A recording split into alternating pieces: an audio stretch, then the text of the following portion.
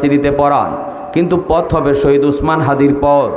মুসলমানি লইয়া সে কলেজে যাবে, ভার্সিটিতে যাবে, আর মুসলমানি বইলে যদি যায় তাহলে খুনি ফয়সলের পথ ধরব। এবার বাপ মা সিদ্ধান্ত নেও সন্তান ফয়সল বানাইতায় না হাদি বানাইতায়। পথ দুইটাই, 3 নম্বর কোনো পথ নাই। বাপ মার সিদ্ধান্ত নেও খুনি ফয়সল বানাইতায় না হাদি, সিদ্ধান্ত শিশুকালে নিতে হবে। পরে সিদ্ধান্ত নিলে লাভ নাই, পরে যদি নেও তাহলে রিয়েকশন হইব। যেমন ঐশীর মতো, ওই যে ঐশী একটা মেয়ে ইংলিশ মিডিয়াম ও লেভেলে পড়তো, বাপ মা যেই টাইমে তারে বোঝানোর কথা এই টাইমে তারে বোঝায় নেই। বাপ মা যেই টাইমে আমানতদারি রক্ষা কইরা সন্তান লালন পালন করার কথা তা করে নেই। শিশুকালটা অবহেলায় বড় করেছে, শিশুকালটা তারে অবহেলায় বড় করেছে, আমানতে খেয়ানতদারি কইরা বড় করছে। যেই টাইমে বুঝছে মেয়েটা ভুল পথে চলে গেছে, এক রাত তাকে জনির সাথে, আরেক রাত তাকে রনির সাথে। বাপ মা যখন এটা বুঝতে পারলো তখন মেয়েটারে বাধা দিতে চাইল, বাধা দিতে গিয়া অ্যাকশনের রিয়াকশন হইল। বাপ মা দুজনে ঘুমের ট্যাবলেট খাওয়াইয়া নিজের হাতে জব করলো। এমন হাজারো ঐশী জন্ম নিবে যদি বাপ মা সন্তানের ব্যাপারে আমানতদারি রক্ষা না করো। ঘরে ঘরে ঐশী জন্ম হবে যদি আমানতদারি রক্ষা না করো। সন্তানে অভিশাপ দিব। শিশুকাল হলো বাচ্চাদের কাদামাটির মতোই যুবক। শিশুকালটা হলো চারা গাছের মতো, চারা গাছে পানি দিলে পানি কাজে লাগে, কাদামাটিতে লিখতে চাইলে লিখা যায়, মাটি শক্ত হয়ে গেলে লিখা যায়। অতএব শিশুকালটা হলো জীবনের ফাউন্ডেশন। ফাউন্ডেশন যত মজবুত ঘর তত মজবুত, ফাউন্ডেশন যত দুর্বল ঘর তত দুর্বল। আমার আপনার জীবনের শিশুকালটা যেই শিক্ষার উপরে গড়ে উঠবে, শিশুকালটা যেই দৃশ্য দেখে দেখে বড় হবে, শিশুকালটা যেই আওয়াজ শুনে শুনে বড় হবে। যদিও বাচ্চায় কথা কইতে পারে না, তবু এই কালটা, এই সময়টা তার জীবনের ফাউন্ডেশন। যা শুনব কানে রেকর্ড করব, যা দেখব চোখে রেকর্ড করব। শিশুকালে বাচ্চায় যা শুনে কানে রেকর্ড করে, চোখ দিয়া যা দেখে সব ভিডিও আকারে রেকর্ড করে। বড় হওয়ার পরে কিন্তু এগুলাই সাপ্লাই দেয়, রেকর্ড যা হয় তাই সাপ্লাই দেয়। এখন বাপ মায়ের সিদ্ধান্ত নেও আমার সন্তানের চোখে আমি কি রেকর্ড করামু, টেলিভিশনের নাচ গানের দৃশ্য নাকি কোরআন তেলাওয়াতের দৃশ্য, নামাজ পড়ার দৃশ্য। তুমি কি সন্তানের কানে গান বাজনার আওয়াজ রেকর্ড করাবা নাকি তিলাওয়াতের আওয়াজ রেকর্ড করাবা? সিদ্ধান্ত বাপ মার কাছে। যদি আমি তিলাওয়াত রেকর্ড করাই তাহলে আমার সন্তান মরণ পর্যন্ত কোরআনের পক্ষেই থাকবে, অল্প দিনে হাফেজে কোরআন হবে। আর যদি আমি গান কানের মধ্যে রেকর্ড করাই, বড় হওয়ার পরে সন্তান গায়ক হবে, গানের পক্ষে কথা কইব, কোরআনের বিপক্ষে কথা কইব। তুমি মারা গেলে তোমার কবরের পাশে গিয়েও গান গাইব। আর যদি তিলাওয়াত রেকর্ড করাও, কবরের পাশে গিয়ে তিলাওয়াত করব। কষ্ট হইতেছেন আপনারা? কি ভাই শব্দে জিম ধরে লিছেন, বুঝলাম না ঘটনা কি, কথা কি ঠিক না বেটি হইতেছে? ওয়াহদাত কি হিফাজত নেহি বেকুওত বাজু, वहदत की हिफाज़त जा बैठ किसी गार में अल्लाह को करिया, जा बैठ किसी गार में अल्लाह को करिया। ये सच है कि बातिल की तरफदार नहीं हम, गद्दार न समझो गम गद्दार नहीं हम। फूलों की तरह नरम मिजाज अपना है नज़र, हम तेरी नहीं नेज़ा व तलवार नहीं हम तेरी नहीं नेज़ा व तलवार नहीं हम। মুসলমানের আওয়াজ এখন আল্লাহু আকবার। বাইরা বন্ধুরা জন্য বলতেছি, আমি কাউকে এমন কথা বলি না, কোথাও আমি বলি না স্কুলের বাচ্চারে মাদ্রাসায় ভর্তি করে দাও, বলবো না কলেজ বন্ধ করে দাও, বলবো না ভার্সিটি বন্ধ করে দাও। যেখানে আছো তুমি সেখানে থাকো, কিন্তু মূল তুমি ভুলে যেও না। তোমার মূল হলো তুমি মুসলমানের সন্তান, অতএব মুসলমানই তুমি ভুলে যেও না। যুবক, আজান হলে পরে স্কুলে পড়লেও নামাজে যাও, কলেজে পড়লেও তুমি আজান হলে মসজিদে যাও, আল্লাহর কদমে সেজদা দাও। কাজে কর্মে সর্বদা মুসলমানই তুমি প্রকাশ করে বুঝাও। যে তুমি মূলের উপরে আসো, ঠিক না? আজান হলে পরে তো হাদি সাথীদেরকে বলতো, চলো দোস্ত মসজিদের মিনার থেকে মালিক ডাক দিয়েছে, চলো তার কদমে সাজদা দিয়ে আসি। সাথীদেরকে নিয়ে ভার্সিটিতে পইরাও নামাজ কাজা করতো না, নামাজ আদায় করতো। ভাইরে, এজন্য বলতেছি, মূল যার ঠিক থাকে তার সব পথ ঠিক থাকে, সব কাজই ঠিক থাকে। মূল যে হারায় লায় তার সব হারায় যায়, ঠিক না নি? অতএব যদি তুমি পড়ো পড়ো,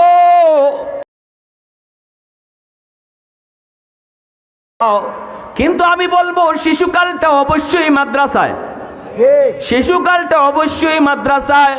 আমার সন্তানের পড়া যখনই শুরু হবে তখনই আল্লাহর নাম লইয়া শুরু হবে। আল্লাহর নাম লইয়া আমার সন্তানের পড়ালেখা শুরু করব, তাহলে আমার সন্তানের দিলের মধ্যে আল্লাহকে আমি বসায় দিব, আমার সন্তানের দিলের মধ্যে আমি রসুলকে বসায় দিব। এজন্যই তো আল্লামা ডক্টর ইকবাল যখন লন্ডন অক্সফোর্ডে পড়ালেখা করতে যাবেন, মাকে বলেছিলেন, মা মা ওখানে আমি মুসলমানি নিয়ে কেমনে বাসমু?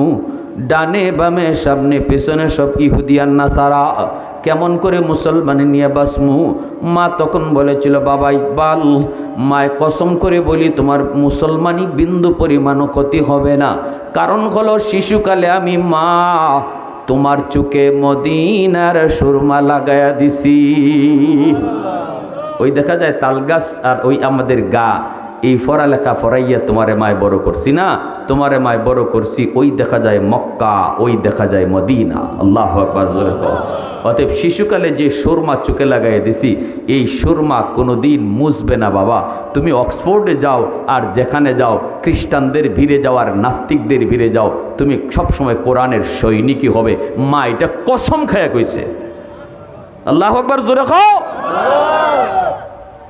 হ্যাঁ, আর আমরা হারাম খাওয়াইয়া, হারাম লেখাপড়ার, হারাম কেমনে কামাই করতে হয় ইজাত পড়ালেখার প্রতিষ্ঠানে পড়াইয়া আমি চাই আমার ফুত আব্দুল কাদের জিলানি হইতো, মঈনুদ্দিন চিশতি হইতো। হুজুর দোয়া করেন আমার ফুতটা যেন মুফতি সাহেবের মতো হয়। মুফতি সাহেবের মতো হইতে গেলে তো মুফতি সাহেব আব্বা আম্মায় মুফতি সাহেবের যেভাবে পড়ালেখা করাইছেন এইভাবে তো আমারও করানি দরকার, যেভাবে তারা খাওয়া দাওয়া করাইছেন এইভাবে তো খাওয়া দাওয়া করানি দরকার। আমি হইলাম বাজারে 1 নম্বর সুদি মহাজন, আমার ফুতুই তো আব্দুল কাদের জিলানি। কি তা হয় না আপনারা? আমি বাজারে 1 নম্বর সুদি মহাজন। আমি হারাম টাকা ঘরে ঢুকাইয়া সন্তান লালন পালন করি খাওয়াই, আর আমি যদি নিয়ত করি আমার ফুট বড় অলি হইতো, এটা কেমনে হইব? ঠিক না ভাই, জোরে বলেন। আমি তো গোড়ার মাঝে গাছ কাটতে লেছি, গোড়াত কাটতে যদি ফানি উফিদে যত ডালি লাভ হইব নি। এখন যদি আমার ফুট বেলাইনে যায় বেফতে যায়, বেলাইনে যায় বেফতে যায়, বাপ মার সাথে বেয়াদবি করে, মুরব্বীর সাথে বেয়াদবি করে, আমি বুঝাইলে আমার সাথে তর্ক ধরে, মেসাবের কাছে পানি আনতে যাই, মুফতি সাহেবের কাছে পানি আনতে যাই, মুফতি সাহেবের পানি ভরা দিন খাম হয় না, একবারের জায়গায় 2 বার, 2 বারের জায়গায় 3 বার, তখন মুফতি সাহেবের দোষ।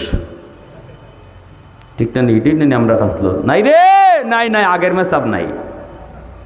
কিতা নাই? আগের মেসাব নাই। আগের মেসাব বলতে ফু দিলে ডাইরেক্ট 100। 3 বার আনলাম পানি ভরা, খাম হয় না। খাম হইব কেমনে? তুমি মা আর বাবাই তো গুড়িত কাটতে তো রাখছো, ঠিক কিনা জোরে কও?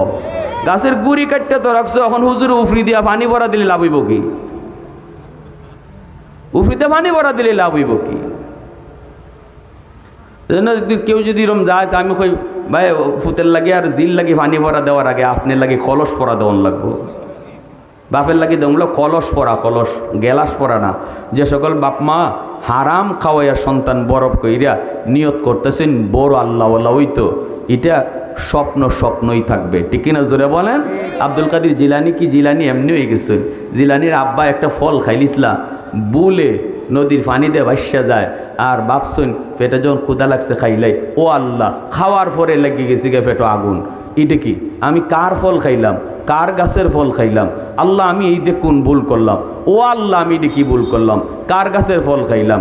পাগল হইয়া ছুটছেন ফলের মালিকের কাছ থেকে মাফ আনবার লাগি। আর আমরা আম গাছের নিচের আম পাই না, বরং আম গাছ থেকে আম ইটা মারে খাইলাই, ঠিক না নি? মাসালা হইল আম গাছ থেকে যদি আম ফরে ই ফাউরা আমও যে ফায় হে মালিক না, গাছের মালিক ওই মালিক থাকে।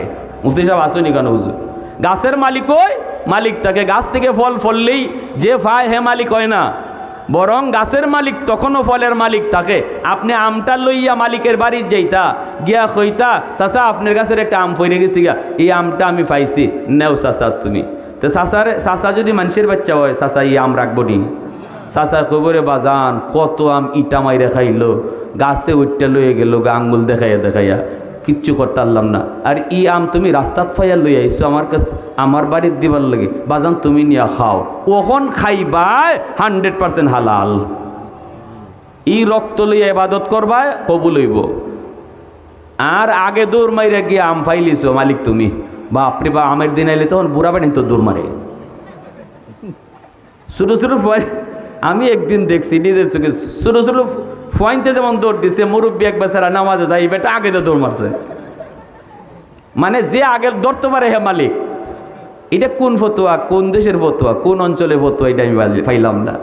এটা আমাদের সামাজিক ফতোয়া, ঠিক না নি? তো আব্দুল কাদের জিলানী রহমতুল্লাহ আব্বা আবু সালে জঙ্গি, ইনি নদীর ফারে ফারে হাঁটতেছেন। নদীর ফারে ফারে হাঁটিয়া তারপরে গিয়ে পাইছেন বাগান। বাগানের মালিক রেগে সালাম দিয়ে বলতে, চাচা আপনার কাছের একটা ফল আমি নদীর পানিতে বাসা যায় স্রোতে, 2-3 মাইল দূর, কত দূর ওইখান থেকে আইছি, চাচা ফলটা তো তোমার অনুমতি না ছাড়া খাই লিছি, আমি তো ভুল করে লিছি, আমার আপনি মাফ করেন, এটা তো হারাম খানা, এটা তো নাজাইজ খানা হইছে, আমি আল্লাহরে ডরাই, আল্লাহর আজাবরে ডরাই, আমারে আপনি মাফ করেন। কিন্তু ফেট থেকে তো আম বাইর করে দেওয়ার আর কোনো সুযোগ নাই, এখন আপনার কাছ থেকে মাফ লওয়া ছাড়া কোনো পথ নেই। বাগানের মালিককে কয়, ইজাত ফুয়াও তুই আমি খুঁজতাছি, আমার জিল লাগি, ঠিক না নি? আমার এগুলা জি আছে, আমার জিল লাগে, তুই ইজাত ফুয়াই খুঁজতাছি।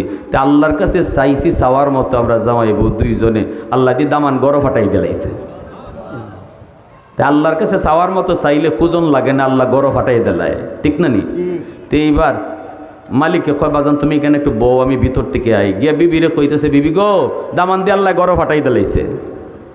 বলে কি, আমাদের মেয়েও তো দিনদার, আমরা মেয়ের লাগে উপযুক্ত দামান আল্লাহ ফাটাইছেন। বলি এই ঘটনা মেমনি তেনের ম্যাডামে ওখন সাইরো না, যে বাই ফারো বান্ধ, যে বাই ফারো বান্ধ।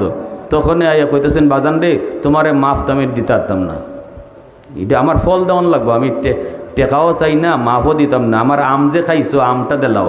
কথা চাইলে দিমু কেমনি, তো ফেটো কিচ্ছু বুঝি না, আমার যে ফল এটা আমার দেওয়ান লাগবো। চাচা এটা কেমনে দিব চাচা, আল্লাহর হস্তে মাফ চাই মিনতি। তখন এনে কই মাপ দিতাম পারি, শর্ত আছে। কি শর্ত? আমার জিরে বিয়া করার লাগবো। তাই কই আমি এক পায়ে রাজি আছি। তখন মালিককে কয়, শুনোতে এমনে না, আমার জিরে যে তুমি বিয়া করবা, আমার জি তো সমস্যা আছে। কি তার সমস্যা? চৌকে দেখে না, 2 চোখ অন্ধ। আব্দুল কাদের জিলানী রহমতুল্লাহ আলাইহি আব্বা বলতেছে, চাচা 60-70 বছরের হায়াতের জীবন অন্ধ বউ নিয়ে কাটায় দিমু, তবু আমি একদিনের জন্য 1 ঘন্টার জন্য জাহান্নামের আযাব সইতে রাজি না। সুবহানাল্লাহ, সুবহানাল্লাহ জোরে কও। আর আমরা জাহান্নাম কামাই করে লিতেছি, একবারে কইয়া বললে আল্লাহর কাছ থেকে, আল্লাহ তুমি আমার জাহান্নামের শাস্তি দিলাইলে দিলাইও, তাও সুদ খাইলাই, ঠিক না নি? আমরা অবস্থাটা এইরকম। আল্লাহ যদি আগুনে জ্বালাইলাম লাগে, জ্বালাইলিও তো পারতেছি না, আর খাইলাই। 1 মিনিট আমি পারবো না, প্রয়োজনে অন্ধ বউ নিয়ে সংসার করবো। এরপরে মালিকে কয়, বাবা আরও কিছু সমস্যা আছে। বলে কি? কয় আমার মেয়ে কথা কইতে পারে না। আবু সালে জঙ্গি কয়, তাও আমি রাজি আছি। আল্লাহু আকবার জোরে কও। মূলত বাগানের মালিকে পরীক্ষা করতেছে তার মেয়ের কোনো সমস্যা নাই, পরীক্ষা করতেছে লোভে পইরা বিয়া করতেছে নাকি আল্লাহর ভয়ে সে বিয়া করতেছে। আল্লাহু আকবার জোরে কও। এই বিয়েতে রাজি হয়েছে সে আমার সম্পদ দেখে নাকি আল্লাহর ভয়ে, সত্যি কি আল্লাহর আযাব সে ভয় পায় কিনা, এটা পরীক্ষা করার জন্য এই মিথ্যা কথাগুলি কইতেছে।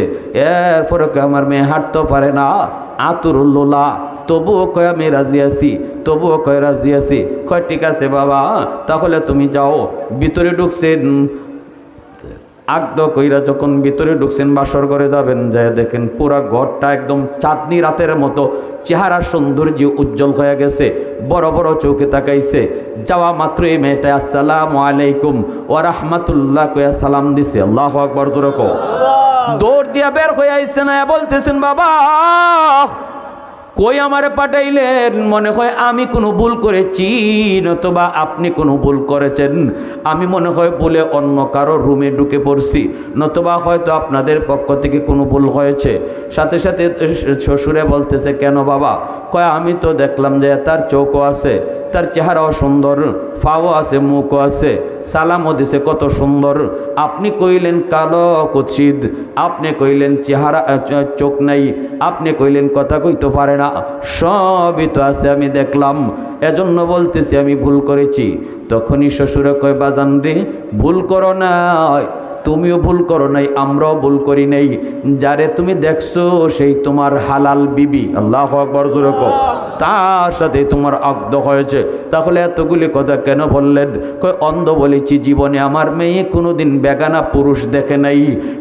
বুবা বলেছে এজন্য জীবনে আমার মেয়ে কোনোদিন বেগানা পুরুষের সাথে কথা কয় নাই। লোলা বলেছে এজন্য জীবনে কোনোদিন পর্দার বাহিরে সে যায় নাই। আল্লাহু আকবার জোরে কও। এমন মার এমন বাবার গর্ভ থেকেই জগৎ বিখ্যাত আল্লাহর ওয়ালি, ওলিদের ওলি, ওলিদের সরদার আব্দুল কাদের জিলানীর আল্লাহ জন্ম দিয়েছে। তাহলে এমনি এমনি ওলি হওয়া যায় না। সন্তান যদি আল্লাহর কাছে আল্লাহওয়ালা চাইতে হয়, হাদির মতো সন্তানও যদি পাইতে হয়, বাপ মাও এমন হওয়া লাগবে, ঠিক কিনা জোরে বলো। এজন্য বলতেছি বাবা হওয়া সহজ, আদর্শ বাবা হওয়া বড় কঠিন। মা হওয়া সহজ, আদর্শ মা হওয়া বড় কঠিন। আর আল্লাহ পাক আদর্শ বাবাকে আল্লাহ খুব পছন্দ করে, আদর্শ মাকে আল্লাহ খুব ভালোবাসে। কেমনে? এজন্যই পবিত্র কোরআনে সূরাতুল লুকমান আল্লাহ পাক লুকমান হাকিমের নামে আল্লাহ সূরার নাম রাখছেন। কারণ হলো একমাত্র লুকমান ছিলেন একজন আদর্শ পিতা, আদর্শ বাবা। সন্তানকে আল্লাহর পরিচয় শিখাইতেছে, সন্তানকে মুসলমানি শিখাইতেছে। বাবা যতগুলি কথা কয়া কয়া সন্তানরে মুসলমানি শিখায়, প্রতিটা কথাকে আল্লাহ পাক তার কথা বানাইয়া কোরআনে আয়াত হিসাবে নাজিল করে দিছে। কত পছন্দের মানুষ হলে পরে আল্লাহ ওই মানুষের নামে সূরার নাম রাখেন, কত পছন্দের কথা হইলে পরে আল্লাহ তার নিজের কথা বানাইলেন। সুবহানাল্লাহ জোরে বলেন। এজন্য ভাইয়েরা বন্ধুরা বলতেছিলাম, আমি যদি আমার সন্তানকে কলেজে পড়াই, ভার্সিটিতে পড়াই, কোনো আপত্তি নেই আমাদের, কিন্তু অনুরোধ থাকবে আপনাদের কাছে মিনিমাম 5 বছর শিশুকালটা আল্লাহর নাম লইয়া যেন তার পড়া শুরু হয়, মুসলমানি শিক্ষার দ্বারা যেন তার জীবন গড়ে ওঠে। এজন্য মাদ্রাসায় পড়াইমু। রাজি আছি না ইনশাল্লাহ? রাজি আছি না ইনশাল্লাহ? আর যদি কেউ মনে করেন যে না আমি হাফিজ বানাইমু, আলিমই বানাইমু, ডাক্তার ইঞ্জিনিয়ার বানাইতাম না, তাহলে তো নূরুন আলা নূর, এর উপরে কোনো সিদ্ধান্ত নাই যে যেই বাবা যেই মায় কইবা আমার সন্তান আমি হাফেজ বানাবো, আলেম বানাবো। কারণ এই জমিন আল্লাহ টিকায় রাখছে উলামায়ে কেরামের উসিলায়, এই জমিন আল্লাহ টিকায় রাখছে হাফেজে কোরআনের উসিলায়, এই জমিন আল্লাহ টিকায় রাখছে কোরআনের তালিমের উসিলায়। যেই জমিনে কোরআনে আওয়াজ থাকবে, যেই জমিনে কোরআনের তালিম থাকবে, এই জমিন আল্লাহ টিকায় রাখবে। যেই জমিনে কোরআনের তালিম থাকবে না, জমিন আল্লাহ রাখবে না। অতএব মাদ্রাসার উসিলায় আল্লাহ জমিন টিকায় রাখছে, আযাব গজব থেকে আল্লাহ জমিন হেফাজত রাখছে। মাদ্রাসার শিখ আছে বিদায় এখনো আল্লাহ সূর্য উঠায় সূর্য ডুবায়। মাদ্রাসার তালিম, কোরআনের তালিম আছে বিদায় এখনো আল্লাহ পাক গাছ থেকে ফুল দেয়, ফল দেয়, জমিন থেকে ফসল হয়, নদী থেকে মাছ মিলে, চেয়ারম্যানের সুযোগ পাও, মেম্বারের সুযোগ পাও, এমপি গিরি করার সুযোগ পাও, দোকানদারি করার সুযোগ পাও। যে হালতে আসো, যে চেয়ারে আসো, যে অবস্থানে আসো, সব আল্লাহ টিকায় রাখছে জমিনে কোরআনের তালিমের উসিলায়। এই কথা আল্লাহ রসুল বলেছেন, ইন্নাল আলিমা ইয়াস্তাগফিরু লাহু মান ফিল আরদ ওয়া মান ফিস সামা হাত্তাল হিতানু ফি জাওফিল মা। রসুল বলে উম্মতের দল, একজন হাফেজের কি দাম, একজন আলেমের কি দাম, এটা তোমরা না বুঝলো গাছে মাছে বুঝে, ফাকিরা বুঝে, বাল্লুকে বুঝে, বাগে বুঝে, ফিফরায় বুঝে, পানির মাছে বুঝে। এজন্য মাছে কয় আল্লাহ হাফেজ সাহেবের হায়াত বাড়ায় দাও, ফিফরায় কয় আল্লাহ আলেমদের হায়াত বাড়ায় দাও, মাছে কয় আল্লাহ মাদ্রাসার সংখ্যা বাড়ায় দাও। ফিফরা এই কথা কয় না আল্লাহ আমি ফিফরার হায়াত বাড়াও, মাছে এই কথা কয় না আল্লাহ আমি মাছের হায়াত বাড়াও, বাগে এই কথা কয় না আল্লাহ আমি বাগের হায়াত বাড়াও, বরং কয় আলেমদের হায়াত বাড়াও, হাফেজের হায়াত বাড়াও। কেন কয়? কারণ মাছে জানে হাফেজের হায়াত বাড়লে জমিনে হায়াত অটো বাড়ে, আর জমিনে হায়াত বাড়লে আমি মাছের হায়াত অটো বেড়ে যাবে। গজব যদি জমিনে আসে, জমিন থাকবে না, আমি মাছও থাকবো না। গজব যদি জমিনে আসে, আমি বাঘও থাকবো না। অতএব গজব থেকে যদি জমিন বাঁচাইতে হয়, আর আমি বাস যদি টিক্কা থাকতে হয়, আমি মাছ যদি টিক্কা থাকতে হয়, আমি বাঘ বাল্লুক যদি টিক্কা থাকতে হয়, তাহলে আলেমদের জন্য দোয়া করতে হবে। এজন্যই রসুল বলেন সমস্ত মাখলুক উলামায়ে কেরামের জন্য দোয়া করে। জোরে কও সুবহানাল্লাহ। তাহলে আমি চেয়ারম্যানি করার সুযোগ পাইতেছি মাদ্রাসার উসিলায়। এরপরে আল্লাহ রসুল বলেন হাসরের মাঠে ওই হাফেজ সাহেবের বাপ মার মাথায় পাগড়ি পরাইবেন আল্লাহ নিজের হাতে। জোরে কও সুবহানাল্লাহ। দুনিয়াতে সন্তানের মাথায় পাগড়ি পরাইছে মানুষ, আর হাফেজ আলেমের বাপমার মাথায় পাগড়ি পরাইবেন আল্লাহ নিজে। মান করা আল কুরআন ও আমিলা বিমা ফিহি উলবিসা ওয়ালিদাহু তাজান ইয়াউমাল কিয়ামা। অতএব ভাইরা বন্ধুরা, সন্তানের কারণে বাপমা হাসরের মাঠে ইজ্জত তোলা হয়। নবীর বাপমারে আল্লাহ মুকুট পরাইব এমন হাদিস আমরা পাই নাই, কিন্তু হাদিস পেয়েছি হাফেজ আলেমের বাপমার মাথায় আল্লাহ মুকুট পরাইয়া দেব। সুবহানাল্লাহ, জোরে কও। তাহলে আল্লাহর কুদরতি হাতে পাগড়ি পরার নিয়ত কার কার আছে? একটু হাত উঠে আল্লাহরা দেখান। আল্লাহ তুমি কবুল করো, সবাই বলেন আমিন। অতএব এই মাদ্রাসায় সন্তান দিতাম, রাজি আসিনি ইনশাল্লাহ। সন্তানের হাফেজ বানাইতাম, আলিম বানাইতাম, রাজি আসিনি ইনশাল্লাহ। প্রতিটা মাকে বাবাকে আল্লাহ হাফেজ আলেমের বাপমা হিসেবে কবুল করেন। মুফতি সাহেব হুজুর যেহেতু আপনাদের এই মাদ্রাসার জিম্মাদার, যেহেতু আপনাদের জন্য খুশনসিব। সবাই আমরা মাদ্রাসাকে অন্তর দিয়ে ভালোবাসবো এবং দল মত নির্বিশেষে কোরআনের শিক্ষার মধ্যে কে দাঁড়াইলো কে বইল এটা ফ্যাক্ট নয়, সাবধান। কোরআন আল্লাহর, আমরা এক আল্লাহর গোলাম, এক নবীর উম্মত। আমাদের ভিতরে কোনো ফিরকাবাজি নাই, ঠিক কিনা জোরে বলেন? এখানে কোনো দ্বন্দ্ব নেই। কোরআনের শিক্ষার ক্ষেত্রে কোনো ধরনের কোনো ফিরকা নাই। এখানে একটাই শুধু আমার মালিকের কালাম পড়ানো হয়। যেই শিক্ষার উসিলে আল্লাহ আমি চেয়ারম্যানরে বোয়ার সুযোগ দেয়, আমারে আল্লাহ বাঁচায় রাখে। আল্লাহ আমাদের সবাইকে এই মাদ্রাসার প্রতি নেক নজর রাখার এবং মাদ্রাসার সুখে দুঃখে পাশে থাকার তৌফিক আল্লাহ দান করুন। সবাই বলি আমিন, আরো জোরে বলি আমিন। ওয়া আখির দাওয়ানা আনিল হামদুলিল্লাহি রাব্বিল আলামিন।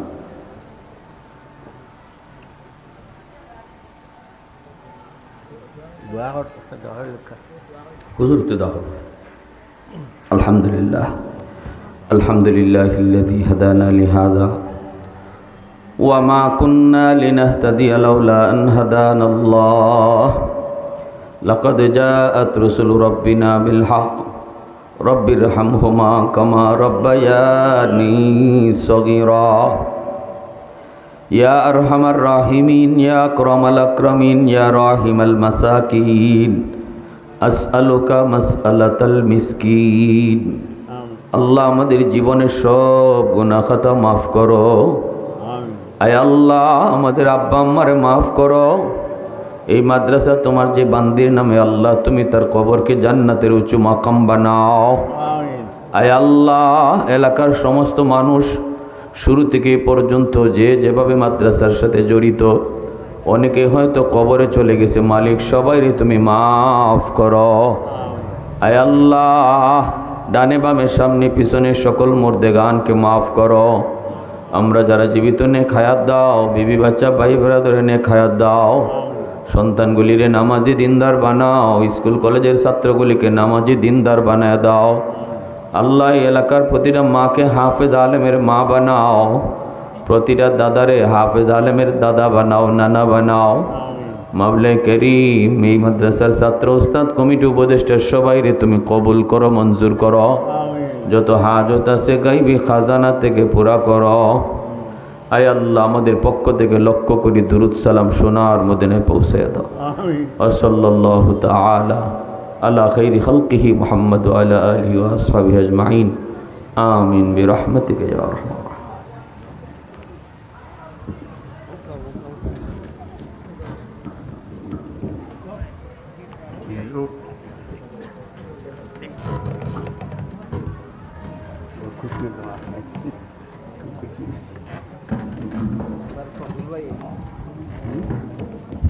সম্মানিত হাজিরিন, আলহামদুলিল্লাহ আমরা হুজুরের গুরুত্বপূর্ণ বয়ান শুনলাম এবং আমাদের মাহফিলে আজকে এসেছেন সিলেট ৬ গোলাপগঞ্জ বিনিয়োগ আসনের সংসদ সদস্য পদপ্রার্থী হাফিজ মাওলানা মোহাম্মদ ফখরুল ইসলাম।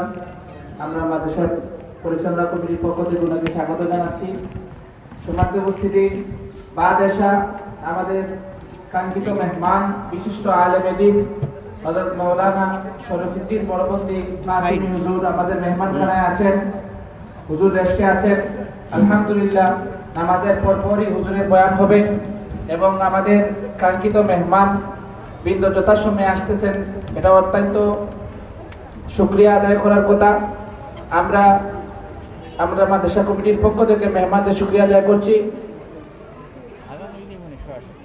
এশার আজান 7:15 এবং এশার নামাজ 7:30টায় অনুষ্ঠিত হবে। কাজেই এ পর্যায়ে সংক্ষিপ্ত নসিহত পেশ করার জন্য অনুরোধ করছি। আমাদের মাদ্রাসার সম্মানিত মুফতামিম সাহেব এবং মাদ্রাসার কিছু কারগুজারি হুজুর বয়ান পেশ করবেন এবং মাদ্রাসার এ পর্যন্ত উন্নতি কল্পে আমাদের অনেক শুভাকাঙ্ক্ষী শুভানির্দায়ী মাদ্রাসার দ্বিতীয় তলা নির্মাণে সহযোগিতা করেছেন। আমরা প্রত্যেকের নাম ধরে ধরে শুকরিয়া আদায় করব। তারপর অনেকের নাম যদি আমাদের অনিচ্ছাকৃতভাবে ছুটে যায় আপনারা ক্ষমা সুন্দর দৃষ্টিতে দেখবেন। আলহামদুলিল্লাহ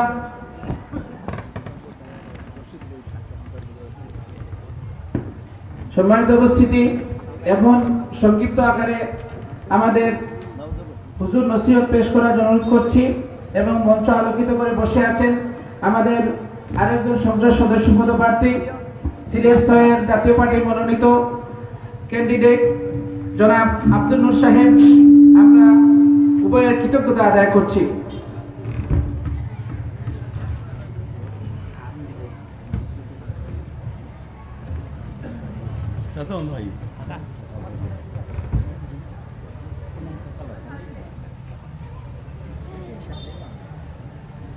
নমাজ পড়া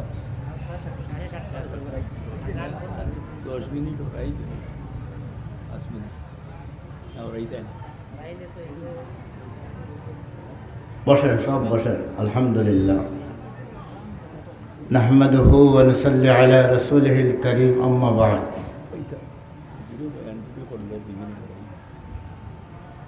فأعوذ بالله من الشيطان الرجيم بسم الله الرحمن الرحيم إنا نحن نزلنا الذكر وإنا له لحافظون الحمد لله রবজানিয়া জামিয়া ইসলামিয়া খাসা পণ্ডিতপাড়া বিয়ানীবাজার সিলেটের বার্ষিক ওয়াজ মাহফিলে আল্লাহ পাক আমাদের সবাইকে হাজির হওয়ার তৌফিক দিয়েছেন। সবাই পড়ি আলহামদুলিল্লাহ। আলহামদুলিল্লাহ। বেরাদারান ইসলাম, এই মাদ্রাসা আপনাদেরই ঘোড়া মাদ্রাসা। এই মাদ্রাসার মধ্যে আমার হাতে জিম্মাদারি আসার বর্তমানে 4 নম্বর বৎসর চলতেছে।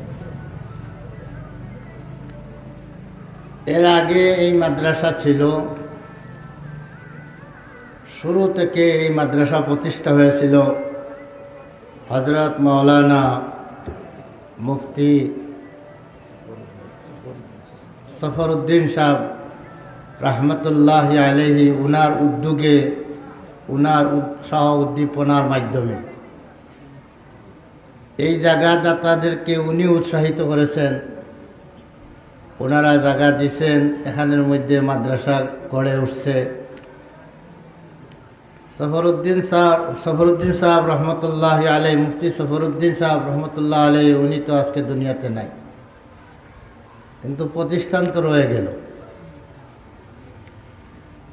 মধ্যখানে করোনা নামে একটা মহাবিপদ আসছিল দেশে। সেই মহাবিপদের ফাঁকে আমাদের এই মাদ্রাসাও সেই মহাবিপদের মধ্যে পড়ে গেল। মাদ্রাসাগুলা বন্ধ হয়ে গেল, বিভিন্ন প্রতিষ্ঠান বন্ধ হয়ে গেল করোনার ভয়ে। ধীরে ধীরে আমাদের এই মাদ্রাসাটা বন্ধ হয়ে গেল।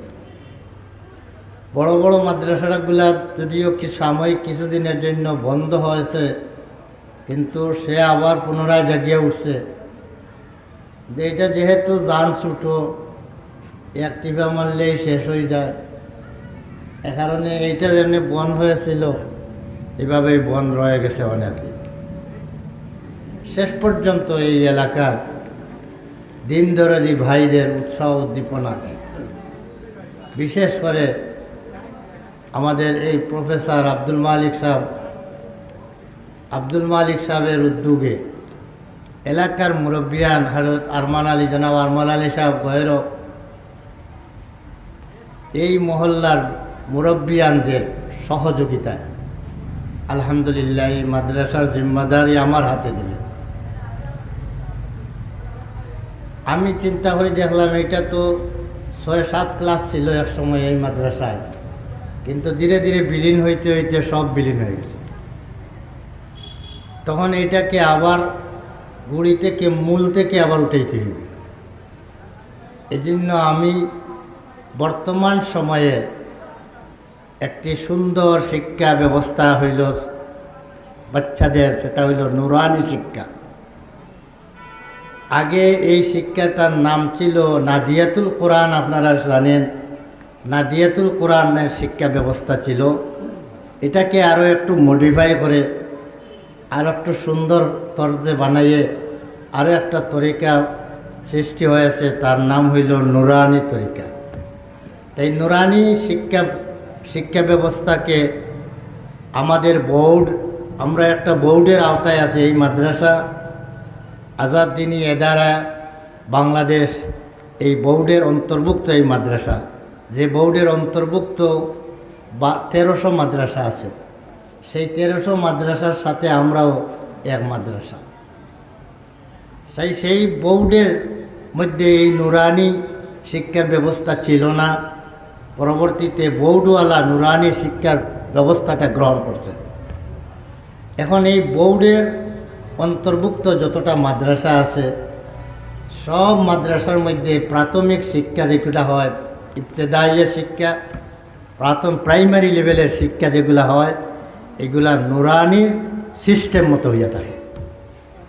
সেই সুযোগে আমি মনে করলাম যে এই মাদ্রাসাটাকেও নুরানি সিস্টেমে এই মাদ্রাসাকে আরম্ভ করা হোক।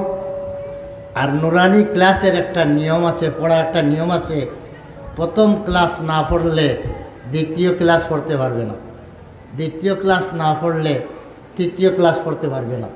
এটা একটার লগে আরেকটার পড়া লাগে। এই জন্য আলিফ বা তা সা ও আর সেই দীর্ঘ এটা দ্বিতীয় ক্লাসে শেখানো হবে না, এটা প্রথম ক্লাসে পড়ানো শেখানো হবে, লেখা শেখানো হবে।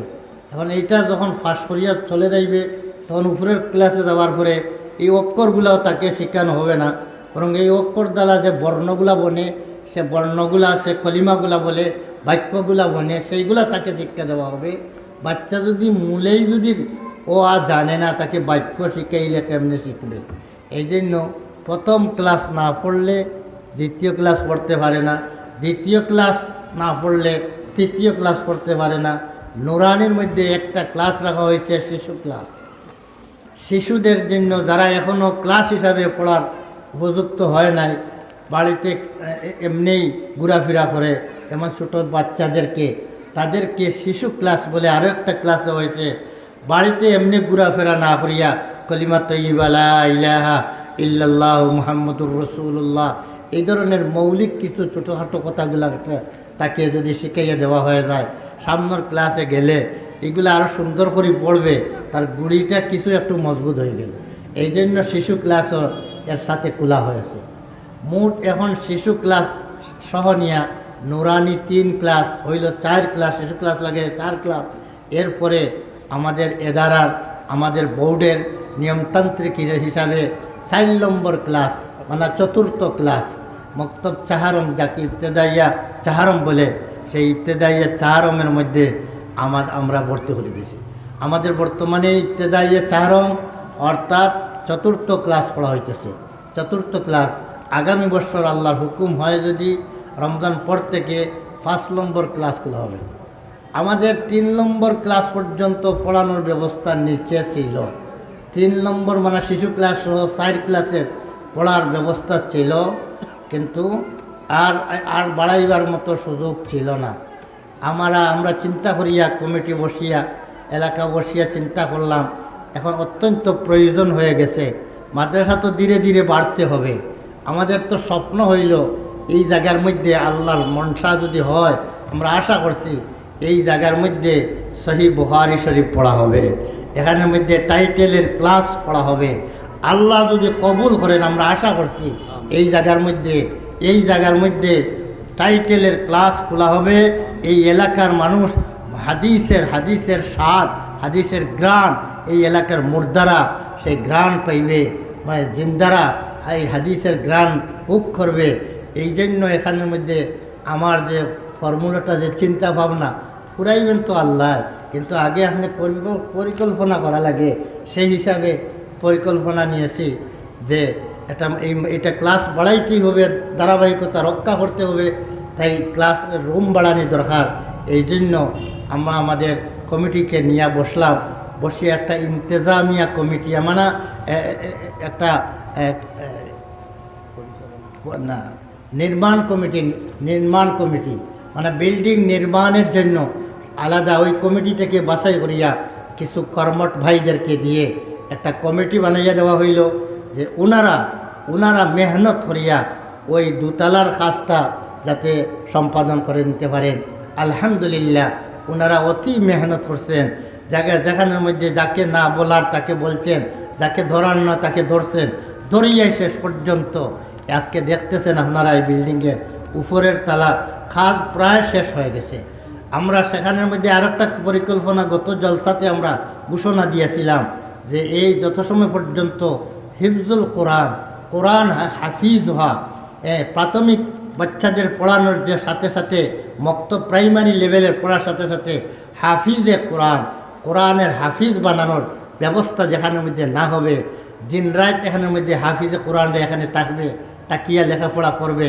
কোরআনের আওয়াজ যখন এই আওয়াজ এলাকার মধ্যে চলবে, তখন কোরআনের বরকতে মাদ্রাসা কবুল হয়ে যাইবে, এলাকাবাসী কবুল হয়ে যাইবেন, মুর্দাদের মাগফিরাতের ব্যবস্থা হয়ে যাইবে। এই জন্য চিন্তা করলাম যে হিফজুল কোরআন হাফিজ, কোরআনের হাফিজি ক্লাস খোলার প্রয়োজন আছে। এটা মনে করিয়াই আমরা ওই দোতলার মধ্যে একটু হাঁটলে দেখবেন আপনারা, এখানের মধ্যে হিফজ বিভাগ বলিয়া আপনার দুইটা রুমকে আমরা এক রুম বানাইয়া হিফজের ক্লাসের ব্যবস্থা আমরা রেখেছি। সেই ক্লাসের মধ্যে নিচে টাইলস দেওয়ার দরকার। এটা তো সবসময় 24 ঘন্টা বাচ্চারা থাকবে, নিচের টাইলসের প্রয়োজন। এটা মনে করিয়া আমার হাফিজ মৌলানা আবদুল্লাহ সাহেব, আমার নাজিম সাহেব এই মাদ্রাসার, উনি আমার মৌলানা হাফিজ মৌলানা ফখরুল ইসলাম সাহেবকে বলছেন আমাদের এই টাইলসটা লাগাইয়া দিয়ে দেন। উনি আমাকে বলছে 80,000 টাকা খরচ হয়ে গেছে টাইলসে। উনি খুশি হইয়া এই মাদ্রাসার টাইলসগুলা উনি দিয়া দিছে। এই ওনার দান তো সব দিকেই আছে, তাহলে আমাদের মাদ্রাসাও কিছু পায় না। এই জন্য উনি আলহামদুলিল্লাহ হিফজে কোরআন, উনিও হাফিজে কোরআন, যার জন্য হিফজে কোরআনের গুরুত্ব আর বুজুর্গি কি উনার ভিতরে আছে, যার কারণে হাফিজদের এহতেরামান সম্মানার্থে এই কামরাটাই আপনার নিজ কাজ করিয়ে দিয়ে দিছে। আল্লাহ পাক উনাকে দুনিয়া আখেরাতের মধ্যে উনাকে উজ্জ্বল জিন্দেগি নসিব ফরমাও। সবাই বলেন আমিন ইয়া রাব্বাল আলামিন। তো ব্রাদারান ইসলাম, আগামী বছরে আমরা পরিকল্পনা নিছি এখানের মধ্যে কোরআনে কারীমের হিফজ বিভাগ করব।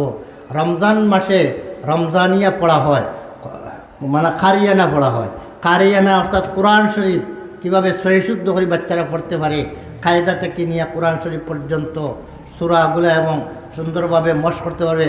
সব বাচ্চারা তো মাদ্রাসায় আসে না, অধিকাংশ বাচ্চারা তো স্কুল কলেজে পড়ে। রমজান মাসের মধ্যে স্কুল কলেজগুলা সাধারণত বন্ধ থাকে।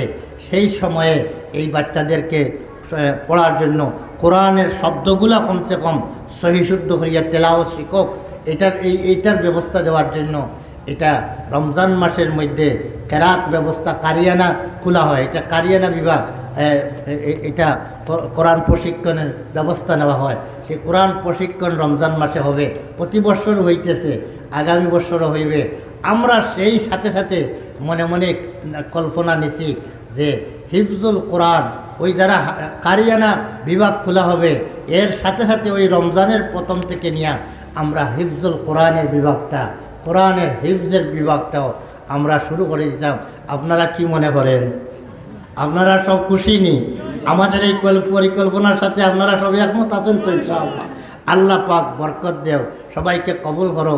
আপনার বাচ্চাকে হাফিজে কোরআন বানাইয়া হাসরের ময়দানে হাফিজে কোরআনের বাপের মাথার মধ্যে নূরের টুপি পরাইয়া দেওয়া হবে।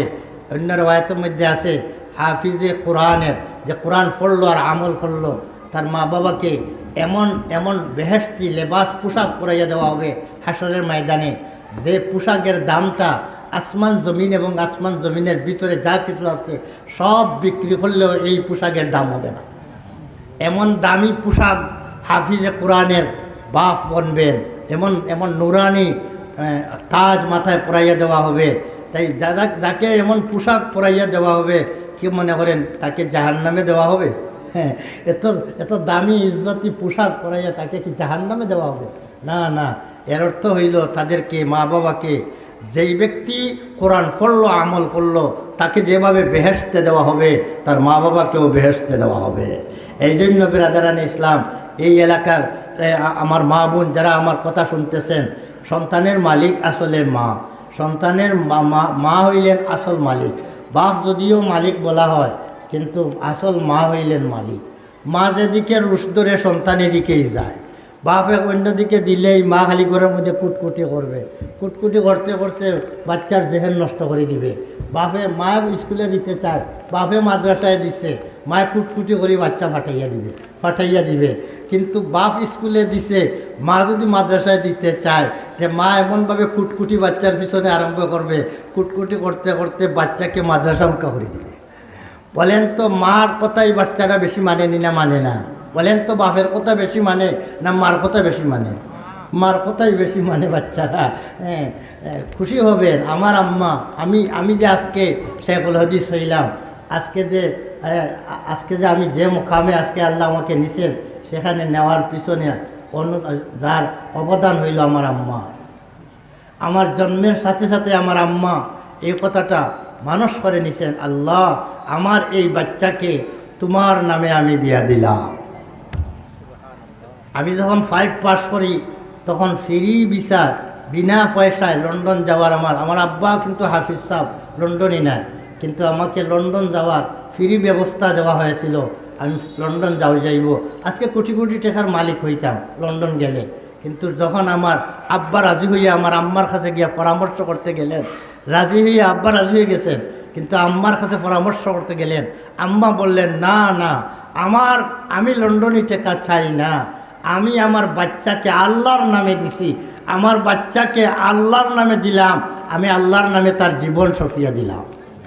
আমি লন্ডন চাই না, আমি মাদ্রাসায় পড়াইব, আমার বাচ্চাকে মাদ্রাসায় পড়াইব। আমি 5 পাস করছি, কিন্তু মাদ্রাসার ছাত্ররা আমার সামনে দিয়ে যায়, আমার মনে মনে সব সময় আসে যে আমি কোন সময় ফার্স্ট 5 শেষ করিয়া মাদ্রাসায় গিয়ে ভর্তি হইব। আমার চিন্তাটা তো সেইটা। বলেন তো আজকে যা কিছু আমার অর্জন হয়েছে, আজকে মার সেই কুরবানির বরকতে, মা যদি সেই সময় মানি নিতেন আর টেকাকে বড় মনে করতেন, তাহলে আজকে আমি সেই লাইনে আসতাম না। তাহলে বলেন তো বাচ্চা কার কথায় চলে? বাচ্চার উপরে কার কথা বেশি চলে? মার কথাই বেশি চলে। আল্লাহ পাক আমার যে সমস্ত মা বোনেরা আমার এই কথাগুলো শুনতেছেন, আপনারা তো উপস্থিত যারা আছেন আপনারা তো শুনতেছেনই, কিন্তু বাড়ি থেকে যে মা বোনেরা আমার কথাগুলো শুনতেছেন, রমজান থেকে আপনার বাচ্চাকে হাফিজে কোরআন বানানোর জন্য সিদ্ধান্ত নেন। স্কুলে পড়তেছে, পড়ো, যা পড়ছে, এখন থেকে আপনি এই রমজান থেকে সিদ্ধান্ত নেন, আমার ছেলেকে আমি হাফিজে কোরআন বানাইব, আমার বাচ্চাকে নুরানি শিক্ষায় শিক্ষিত বানাইয়া। আপনার নাসিরুদ্দিন আনসারী সাহেবের বয়ান যদি বুঝিয়া থাকেন, তাহলে আমরা সেই পথে আগানির দরকার আছেনি না নাই? আল্লাহ পাক আমাদেরকে সবাইকে এই রাস্তায় আগাইবার তৌফিক দান করুক। দেখেন না কি সুন্দর লেখা। আপনারা তো অনেকে আপনার IAPA পড়ছেন, দেখি এই ধরনের কদনে লিখতে পারবেন, অথচ এরা নুরানি ক্লাস 3-তে পড়ে, এই ধরনের বাচ্চাদের লেখা বাংলা দেখেন, আরবি দেখেন, আপনার ওই কোরআন শরীফের সাফার লেখার মতো তাদের আরবি লেখা, বাংলা সাফার মতো ইংরেজি একেবারে আপনার বড় বড় ডিগ্রিওয়ালাদের মতো লেখা। বলেন তো এই ধরনের শিক্ষা যেখানের মধ্যে দেওয়া হয়, এখানে আমার বাচ্চাটাও শিক্ষক না? এখানের মধ্যে অধিকাংশ বাচ্চা তো বহিরাগত মানুষের, যারা খাম করিয়া খায়, ওদের বাচ্চারা পড়িয়া এই শিখতেছে। আর আপনি স্থানীয় হইয়া আপনার টাকা পয়সার অভাব নাই, কোনো কিছুর অভাব নাই, কিন্তু আপনার বাচ্চা এই নিয়ামত থেকে বঞ্চিত হইতেছে। মানুষ বলিয়া থাকে ঘরে দিয়া দরজার সামনে দিয়া হরিণ যায়, দরজার সামনে দিয়া হরিণ যায় আর ফরার ফুতে মারিয়া খায়। আপনার দরজার সামনে দিয়া হরিণ যাইতেছে আর ফরার ফুতে মারিয়া খাইতেছে, আপনি খালি দেখতেছেন। এই জন্য এই এলাকার স্থানীয় সমস্ত ভাই বোনদেরকে আমি অনুরোধ জানাইব, আপনাদের বাচ্চা এই মাদ্রাসায় দেন, দেখবেন ঠকা খাইবেন না। 5 পর্যন্ত এখানে পড়াইয়া এরপরে হাই স্কুলে নিয়ে ভর্তি করেন, এমন যোগ্যতা অর্জন করবে হাই স্কুলে ভর্তি হইতে কোনো সমস্যা হবে না। এই জন্য আল্লাহ আপনাদেরকে সবাইকে এই মাদ্রাসার প্রতি আমাদেরকে সবাইকে আগ্রহী বানার তৌফিক দান করুক। ওয়া আখিরু দাওয়া আলহামদুলিল্লাহি রাব্বিল আলামিন। আমাদের খেজুরগাছের এমপি সাহেব আসছেন আমাদের সামনে, আর আমার আব্দুল নূর ভাই আসছেন। ওনাদের মুখ থেকেও আমরা 2-1 কথা শুনি না। নমাজ বাজেনি? আচ্ছা, নমাজ পড়ে সাল্লাল্লাহু আলা সাইয়্যিদিনা মাওলানা মুহাম্মদ ওয়া আলা আলিহি। নমাজের পরে বড় বড় ওয়াইজরা আছেন। আপনার আনসারি সাহেব তো বড় আমাদের প্রধান অতিথি, কিন্তু ওয়াজ শুনলে বুঝবেন এরপরে আরও প্রধানের উপরেও আরও প্রধান আছে, মজা বুঝবেন, সবাই বসবেন। আল্লাহ আমাদেরকে বসার তৌফিক দান করুক। ওয়া আখিরু দাওয়া আলহামদুলিল্লাহ।